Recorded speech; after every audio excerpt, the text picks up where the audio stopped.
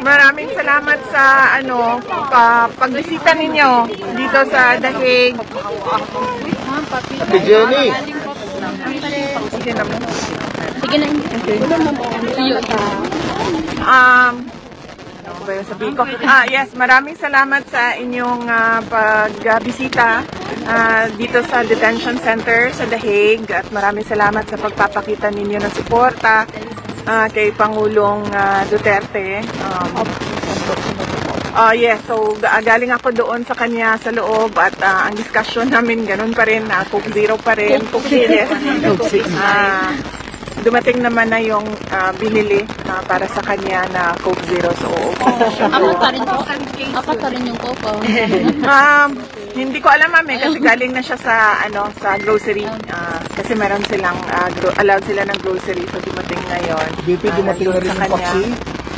Sir, bawal kasi ang pagbibigay ng pagkain sa loob, so pwede siyang magluto. I-encourage ko siya kanina, sabi ko, Papa, magluto ka na lang, and then sabi niya na I cannot even boil water. What do you expect? So, Dito sa facility? yes, pwede naman magluto. Pasok na lang ako doon. Sige lang, dahan-dahanin ko lang. Pwede mag-volunteer as a cook? Unfortunately, ma'am, sila lang din yung pwedeng magluto ng pagkain nila. So, yes. And, he said na sabi ko, maraming tao sa labas, nag-aantay, so anong mensahe mo sa kanila? And then he said na ang message ko ay, if you are angry, you are allowed to say almost anything, and that is okay. So, BP, yun yung... may hiling ba si PRD, BP? Nalalapit yung birthday? Wala, sir. Wala man siyang nasabi kanina. And yung discussion lang namin is yung dental floss kasi ni-request na namin yon. So nag-discussion din kami kanina, nagtanong ako sa guards what is happening to the request for dental floss. And then kahapon kasi I sent a bag of clothes, yung galing Davao City na mga damit niya, pinadala. Tapos, sinort out ko yon, inayos ko, and then pinadala namin dito sa loob. At natanggap na daw yon kahapon ng umaga. Ngayong, Monday pala ngayon, Sunday kahapon. Ngayong umaga, natanggap ngayong umaga at i-deliver sa kanya bukas. Kasi pinaprocess lang, chinecheck lang. Nakita niya pa ba yung mga supporters niya kahapon? Mga pictures kung sinong nag-suporta sa kanya?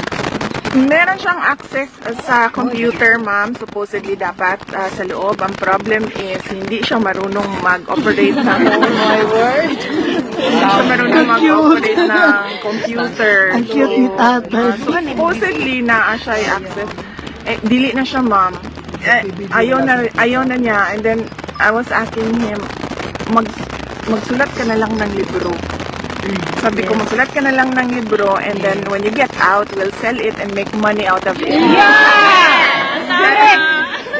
And then he said na, I'm too old to write a book. And then sabi ko sa kanya, si Rizal nakagawa ng No Limitang Here at El Filibusterismo.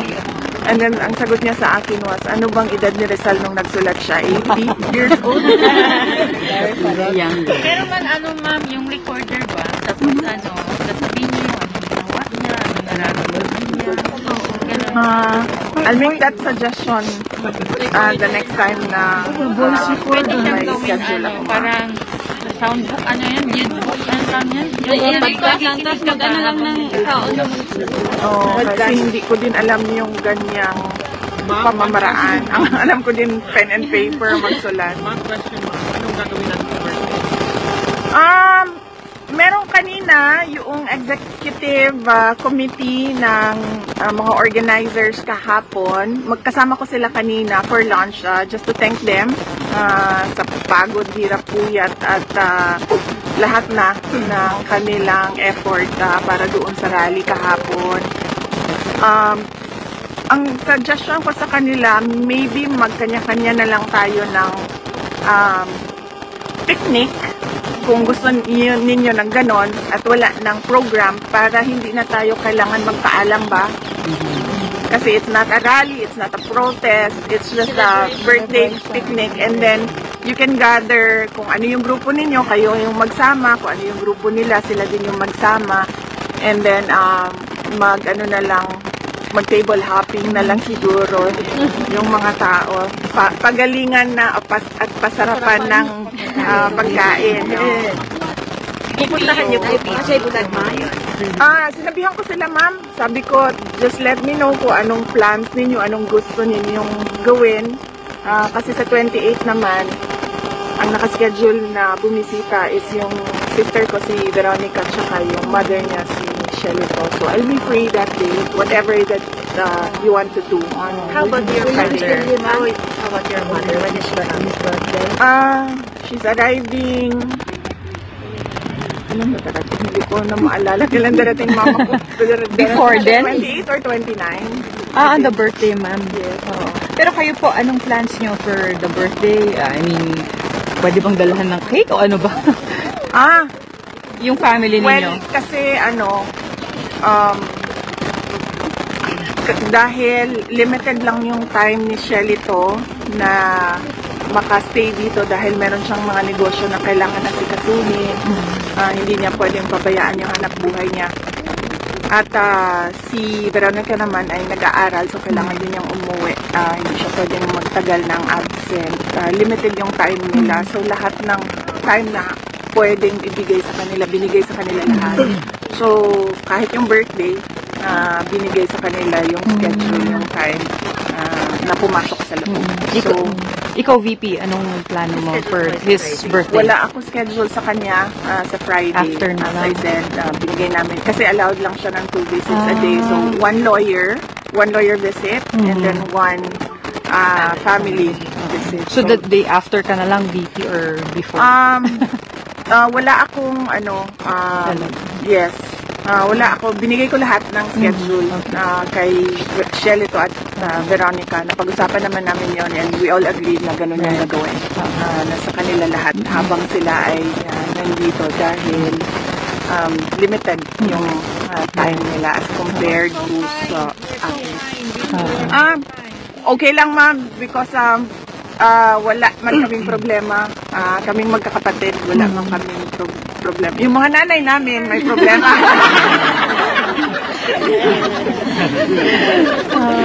Pero kaming magkakapatid, you should see our group chat. Kaming 4 na magkakapatid. So funny. We love you, BP. BP, may bukod. Just until I get all the lawyers appointed by the court, they need to be vetted, cleared by the court, and once they're all appointed, then I can come and go already. VP, ganun pa rin ba yung tinatanong ni former president? Yung timeline, yung legal strategy, is he very much involved pa rin? You have to ask the lawyer, no, kung ano yung mga napag-usapan nila with regard to sa legal part. Pero sa'yo, ganun pa rin ang mga tinatanong din? Meron siyang na-mention kanina about the same rin, yes, kung ano yung process, ano yung pagkasunod-sunod na kailangan gawin. VP, meron po kayong binanggit yesterday na ang pangamba niyo para sa dad niyo kapag bumalik siya ay baka magaya kay Ninoy Aquino. Meron po bang mga threats? Ano po yung basis or context po nitong binanggit po ninyo dun sa malawakang gathering? Meron po bang mga nare-receive na death threats sa kanya? Or how serious is this possibly na magkaroon kayo ng pangamba? Ang binabasehan lang natin is kung ano yung nangyari noon. Nakita naman natin yung nangyari noon. Hindi naman na mabura kung ano yung nangyari sa kaysaysayan. At ito ay nagpapakita kung ano yung kapasidad or capacity nila to do these kinds of things, including that extraordinary rendition where they took the former president from Philippine soil and brought him to The Hague. Nila, ma'am? Nila, Meaning? the administration nila. The administration. Oo. May reaction yata, may reaction yata yung mga Sabi po nila na hindi raw po ganun yung sitwasyon. And as a matter of fact, ang dinescribe daw po dati ni former president ang sarili niya na kahalintulad ni Hitler and not Ninoy.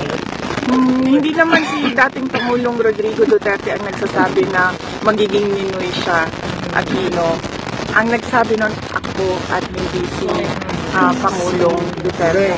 Those were my fears for the life of my father based on his history. among tatay. Let me be clear that President Duterte wants to go home.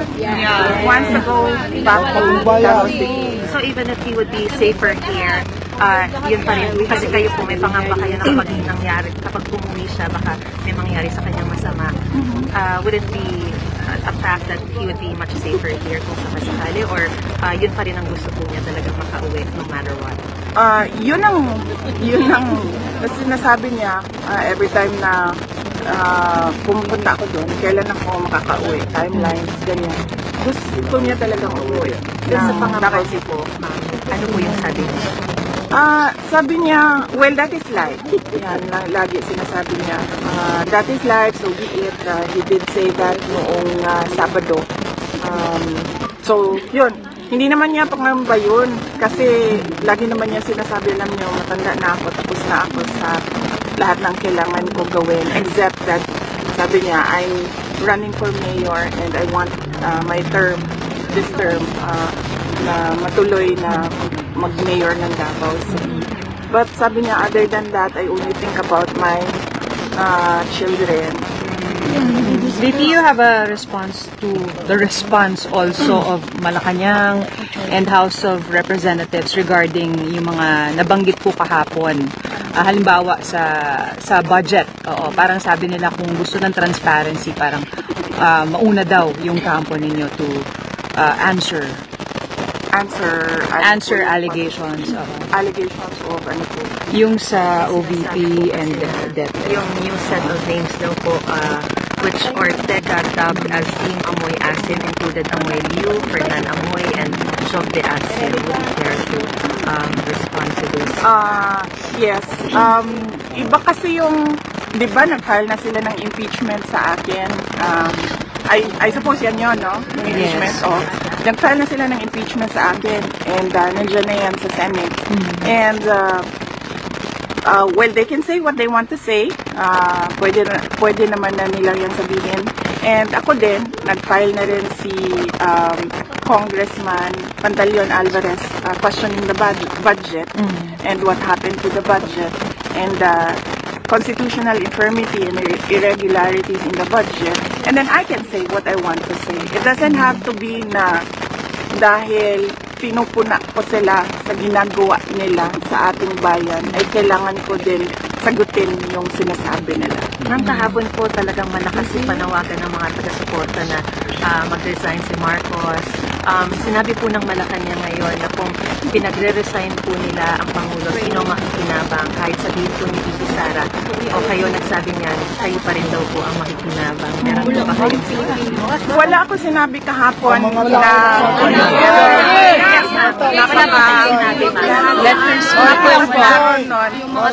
Let her speak. Hindi ko siya wala akong sinabi kahapon na BBM resign. Yes, ma'am. Ko yan Wala po kayong sinabi ever sinabi Maliwanag yung sinabi na na GMA kahapon. Sir, let her speak, please. wala akong sinasabi ever na magdapat mag-resign si BBM. Ang sinabi ko lang kahapon, sabi ko kung nananawagan kayo ng BBM resign, bigyan nyo ng rason kung bakit yan ang panawagan ninyo sa kanila. And then I gave them examples. It's very clear. I gave them, well, yan, ayan, may example po dito. Namin naiintindihan yung sinasabi niya. Nakaw. Kasi, Dami ka anomalya. Mapadama di ami ang criminal at saka mga drug addict. yun lang naman ang sinabi ko. po, sabi ko sa mga tao, pag nanawagan kayo ng BBM resign, dapat sabihin ninyo kung bakit. Para naiintindihan ng mga nakikinig, bakit ba tayo nananawagan ng resign? VP, how are you managing yung case ng father ninyo, tapos yung may impeachment pa kayo? How are you managing everything? Or how do you plan to manage? Well, yes, okay naman na yung sa impeachment kasi before nangyari yung extraordinary rendition o pagkuha kay Pangulo doon sa Pilipinas, nabuo na yung team ng impeachment. So, on that point, okay na sila and they're preparing for trial. Ang dito lang kasi sa ICC, hindi pa mabuo yung team kasi we're waiting for papers for other lawyers. So, yun yung kailangan ko matapos. And then, kailangan ko ma-introduce yung lawyer in charge for PRD inside and the outside world doon sa mga kapatid ko and sa kay Shelito para pwede na akong bumalik sa Pilipinas and then pumunta na lang dito kapag kailangan. May Filipino lawyer VP? na po kayo. Wala pa ma'am, wala pa pong Filipino lawyers ngayon. Yun ay ginagawaan pa ng shortlist sa ngayon. Ma'am, meron din po kayo VP on the right hand side, can we invite you for a dinner? We'll see each other siguro ma'am if you'll prepare an activity sa 28 sa Friday po. Going home na po bukas. Ay! Going Opo. Can we give this to PRRD? Taga saan kayo ma'am? Samal Davao. Ah. This one I want to give him this one. Pwede siya ma'am doon Dito na lang ihulog para ma'am. makita niya tanan among rally and kahapon po ay makita niya tanan ang mga nag-rally para sa lahat. Yes ma'am, pwede dito ihulog sa... VP, Asa din mo? Taga saan Taga kayo? Belfast. Okay. Mami, Regards mini worship. May tanong yata. Sermons. Sir. ganihan nakadawat og bomb threat o VP. Ay, oo nga sir. pala. Meron na po kaming standard operating procedures kapag merong mga ganito, bomb threats in the office, and they did exactly that kung ano yung sistema. Nag-evacuation po kami ng aming mga employees at iniimbestigahan din namin yung nagsabi na nakatanggap siya ng Did they call you about it po nung yes, ma'am. nangyayari? Kaninang umaga. Nag-usap po kami. Wala namang, walang napahama, pero nakwento sa akin na merong nag-a-apply kanina sa Office of the Vice President at nasali siya doon sa evacuation and then nag-back out na daw. Sabi niya, ayaw ko naman trabaho sa OVP. So, yun lang. I'm sorry, clarify ko lang po kasi nakakabot din po sa speech niya ma'am. May sinabi po kayo na pinatatakbo kayo ng mga tao but we may not have a country anymore in 2028. Yes. Ano po kaya ma'am yung context po nitong no more country in 2028? Ano po yung analogy? Well, lugmok na tayo sa kahirapan because at this point, we should be working our way up, but it seems that we are working to go to the dumpster. No? As I said noon, we are on this road to perdition. Sinabi ko na yan noon. Sa totoo lang, somehow, walang nakikitang hope yung mga tao dahil wala din silang nakikita mula sa project. gobyerno. But what's your decision so I know it's so early pero parang 50-50 ba o ano? It's, What would be the factors? It's really too early, ma'am, sa ngayon. Ma'am, sa kanila, sa inyo nila nakikita yung pag-asa. So would you...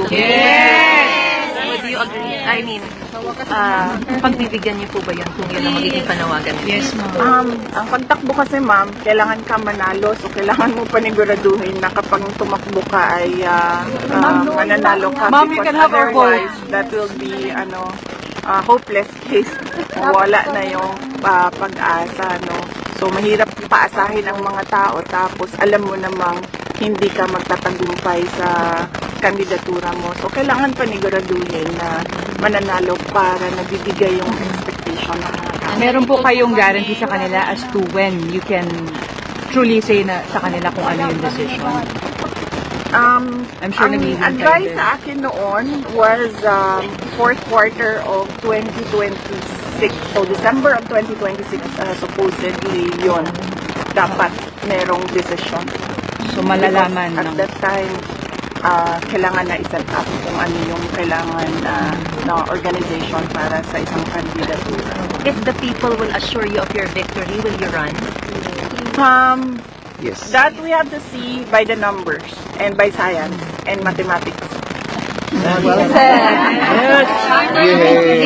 Depends. Sorry. Pwede matanong na rin po kayo kasi si Senator Amy, ini-skip na po niya yung mga political sorties ng alyansa, yung alyansa ni Pangulong Marcos. And as a matter of fact, the President is just now endorsing 11, not including Amy. Siyempre, before po, magkaibigan po kayo. Meron po ba kayong... Will you adopt her? Will you adopt her? Well, wala naman kasi ako. Wala No. akong senator slate for this election. Yung Ang camp merong ng Duterte. yung merong senator slate is si Pangulong Rodrigo Duterte. And it's sad that this happened to Senator Amy Marcos, pero I truly appreciate the fact that she opened a Senate inquiry on the illegal arrests of President Duterte. On that point, nagpapasalamat ako dahil napapag-usapan siya sa loob ng gobyerno, hindi lang sa amin dito sa labas na nagrarally. Okay. So there's a possibility that she will be adopted by the FAMP or the alliance of No. Duterte? Hindi ko po masagot yan kasi ang slate po ay under President Rodrigo Duterte. And before siya pumasok doon, before he was silenced, nasabi niya ata sa mga tao, it's 6 candidates of PDP plus 4 guest candidates. So, sino nga ba yun, ma'am? So sa kanya yung decision talaga? Yes, ma'am. Kasi wala naman akong senator slate ngayong election na Okay. ito. Hindi ako sumali. Alright. Ang Iceland, kamusta na? Alright, salamat po. Nag-rally kami Huwag ka dyan na kasi yung double chin ko dito sa Iceland. VP, can we take pictures? Daghang salamat sa mga Cagayan de Oro teachers. Daghang salamat sa inyong mga serbisyo sa ato ang kabataan. Mahinungdanon ang inyong trabaho tungod kay dako kaayo ni siya og epekto sa kaugmaon sa ato ang nasod. Mabuhay kayo. May God bless you. Maminday. Ano mo naman yung kasi dami talaga ng supporter mo. May rally mo namin tweeted ko ngayong March 28. Sige ma'am, ano sasabihin ko ma'am? Iceland. Sa Iceland supporter. Okay. Duterte supporter. Sa lahat ng mga kababayan namin sa Iceland, maraming salamat sa inyong suporta kay dating Pangulong Rodrigo Duterte at maraming salamat sa inyong mga dasal. Napakahalaga nito at napakalaking tulong nito. Mag-ingat kayong lahat dyan sa Iceland at baka kayo ay maslide sa ice. Mabuhay kayo. May God bless you. May probinsya yata, ma'am. I am Mr. Erwin. I am the Vice President of Maisog Croatia. And we will be having Ikaw yung may our... flight ngayon, sir, no? Yes, dapat na late na ko maminday. Dugay ka ni gawas to. So, kanang mangayo kog message lang nimo para sa Maisog Croatia maminday. If tugutan ko nimo. Okay, appeal na lang po ng US, ma'am. Kay Okay. birthday celebration. Okay, 1, 2, 3. Go. Sa lahat ng members ng Maisog Croatia at sa lahat ng mga kababayan namin sa Croatia. Unang-una, nagpapasalamat ako sa patuloy ninyo na suporta kay Pangulong Rodrigo Duterte, patuloy ninyo na suporta sa akin at sa aking opisina, ang tanggapan sa inyong dasal, sa inyong mga sulat, at sa inyong pagpapakita ng suporta at pagmamahal sa aming pamilya at lalong-lalo na kay Pangulong Duterte na nasa loob ng ICC detention. Mabuhay kayong lahat. May God bless. Ma'am, Mindanao Di din ka daw nakadto, dito. ma'am? Karong 30? March 30? No, sir. Hindi. Nandito pa ako by 30 because antayin ko yung pagbalik ng isang lawyer, sir. Okay. Salamat maminday. Ma'am VP, Mindanao daw. Danao City. Danao pala. Salamat po. Sa Sweden, ma'am. Yes, ma'am. Message daw kayo. Message Danao City, Cebu, Yes, Philippines. daghang salamat sa amo sorry. ang mga kaigsuunan dinha sa Danao City, Cebu. Kay balo na takin sa ang ato ang iboto nato ang mga kandidato ni President Rodrigo Duterte o vote straight sa mga kandidato ni Pangulong Rodrigo Duterte o magpasalamat mi sa inyong padayon nga kumpiyansa, suporta o pagsalig sa kuha o kay President Rodrigo Duterte. Salamat po. Salamat kayo. Ma'am VP. Sa Belfast, Northern Ireland. Salamat dear. Ubusin pa natin ang United Nations. Safe trip. Safe trip. Dahil pa-picture ko na. Wala natin sa letter A. Sige po po na natin sa letter C. Dear, salamat. Sige po, opo. Para kuhanan din namin siya with you guys. Sige po, pasok po. Wait lang, ma'am. Wait lang. Total, araw-araw ka nandito, Sen. Kami. Sa lahat ng kababayan namin sa Germany at ito ang bansa ng aking mga ninuno. Zimmerman. Maraming salamat sa inyong patuloy na suporta at patuloy na pagdarasal at patuloy na pananawagan to bring Duterte home to the Philippines. Ma'am, Ireland, ma'am. Ireland. Maraming salamat sa mga dasal. Mabuhay kayo. May God bless you. Thank you.